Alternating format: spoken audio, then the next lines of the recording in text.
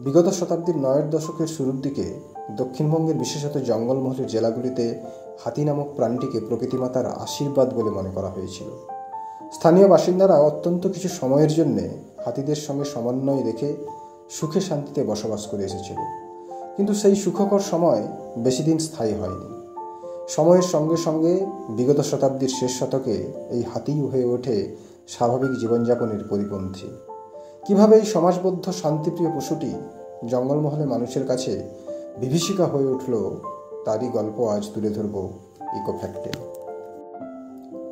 Asian elephant, বাংলায় আমরা বলি হাতি, হস্তি, গজরাজ, বিভিন্ন নামে পরিচিত এই প্রাণীটি, যার বিজ্ঞানসম্মত নাম এলফাজ ম্যাক্সিমাজ। এই হাতি পশ্চিমবঙ্গের জঙ্গলমহলে একটি পরিচিত প্রাণী। জঙ্গলমহল বলতে মূলত পুরুলিয়া, ঝাড়গ্রাম, পশ্চিম মেদিনীপুর, বাঁকুড়া, ২ বর্ধমান ও বীরভূম জেলাকে বোঝায়।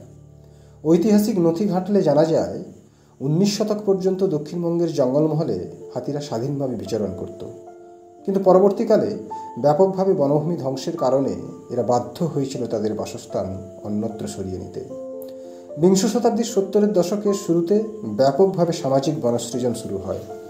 জঙ্গলমহল জুড়ে জয়েন্ট ফরেস্ট ম্যানেজমেন্টের মাধ্যমে বন্ধা ভূমিগুলি পুনরায় সবুজে সবুজ হয়ে ওঠে এবং একই সময়ে ছোটনাগপুর মালভূমি অঞ্চলে ব্যাপকভাবে খনিজ সম্পদ আরোহণ ও শিল্প উন্নয়ন শুরু হয়, যার ফলে বিহার, অধুনা ঝাড়খণ্ডের দলমা, যেটি একটি হাতির সংরক্ষিত বনাঞ্চল, সেই অঞ্চল থেকে হাতির একটি দল দক্ষিণবঙ্গের জঙ্গলমহলের দিকে আসতে শুরু করে।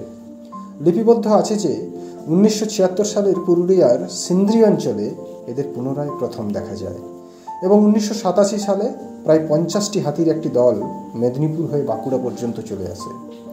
জঙ্গলমহলবাসীদের কাছে গজরাজের এই আগমন ছিল ভীষণ চিত্তাকর্ষক।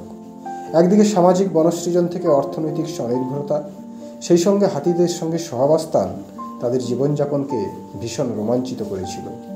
এই রোমাঞ্চিত জীবন কাটছিল বেশ কয়েক বছর, যখন হাতির দল বছর এক নির্দিষ্ট সময়ে দলমা থেকে জঙ্গলমহলে আসত, আবার নির্দিষ্ট সময়ে তারা দলমায় ফিরে যেত। সাধারণত সেপ্টেম্বর মাসের প্রথম দিকে হাতির দল জঙ্গলমহলে আসত ধান ও গম খাওয়ার জন্য। তারা ২-৩ মাস এই তল্লাটে বিচরণ করত, পুনরায় ডিসেম্বর-জানুয়ারি মাসে নির্দিষ্ট করিডোর মেনে ফিরে যেত দলমায়। কিছু পরিমাণ ধান জমি বা ফসল নষ্ট হলেও জঙ্গলমহলবাসীদের তাতে কোনো ভ্রুক্ষেপ ছিল না। কিন্তু কয়েক বছর পর পরিস্থিতি স্বাভাবিক থেকে অস্বাভাবিক হতে শুরু করে। বিংশ শতাব্দীর শুরু থেকেই পাল্টাতে শুরু করে হাতিদের বাসস্থান ও আচরণগত চরিত্র, যার মধ্যে সবচেয়ে বিস্ময়কর পরিণতিটি হলো দলমার হাতি আর দলমার থাকলো না, তারা হয়ে উঠল দক্ষিণবঙ্গের হাতি বা জঙ্গলমহলের হাতি। অর্থাৎ হাতির দল আর ফিরে গেল না দলমায়, তারা পাকাপাকিভাবে জঙ্গলমহলের বিক্ষিপ্ত বনগুলিকে ব্যবহার করে স্থায়ীভাবে বসবাস করতে শুরু করলো। বড় দলগুলি ছোট ছোট দলে বিভক্ত হয়ে ছড়িয়ে পড়ল সম্পূর্ণ জঙ্গলমহল জুড়ে। হাতিদের এই বাস্তুতান্ত্রিক আচরণগত পরিবর্তনের পেছনে বেশ কয়েকটি ফ্যাক্টর সহায় ছিল। প্রথমত, হাতিরা এই দক্ষিণবঙ্গের বনাঞ্চলকে দলমার তুলনায় নিরাপদ আশ্রয় মনে করে। সারা বছর জুড়ে অপ্রতুল্য খাদ্যের বৈচিত্র্য ও তুলনায় খাদ্য গ্রহণে কম পরিশ্রম হাতিদেরকে স্থিতিশীল হতে উৎসাহিত করে। বিশেষত মরশুমি সবজি ও শস্য তাদের কাছে এক বিশেষ আকর্ষণের বিষয় হয়ে দাঁড়ায়, যার ফলে শুরু হলো মানুষ ও হাতির সংঘর্ষ। সময়ের সঙ্গে সঙ্গে ফসল নষ্টের পরিমাণ ও হাতির দ্বারা মানুষের মৃত্যুর সংখ্যা লাফিয়ে লাফিয়ে বাড়তে থাকলো। অফসলি সময়ে হাতিরা খাদ্যের সন্ধানে বারবার লোকালয়ে আসতে শুরু করলো, যার জন্য জনজীবনে এক গভীর আশঙ্কার সৃষ্টি হলো। সেই আশঙ্কা ভয়ের, হতাশার, অর্থনৈতিকতার, সামাজিকতার, এমনকি মৃত্যুর। সবচেয়ে ভয়ঙ্কর হয়ে ওঠে দলছুট রেসিডেন্সিয়াল হাতিগুলি, যারা একা একা দাপিয়ে বেড়াতে থাকলো গ্রামের পর গ্রাম, এক বন থেকে অন্য বনে।